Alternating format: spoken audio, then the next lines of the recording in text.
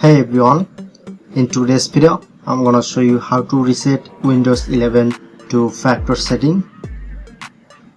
So for the first, click on to power option. After that, click on go to system option, scroll down, click on to recovery option, and now showing how to reset this PC. Simply click on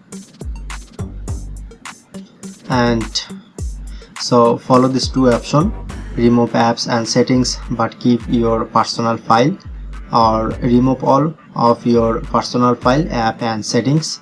So I recommend you choose the first option.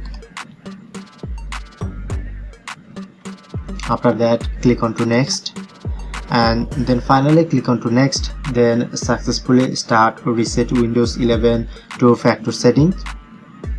So that's it. If in this video helpful, please hit the like button and subscribe our Tutorial Delivered channel for more video.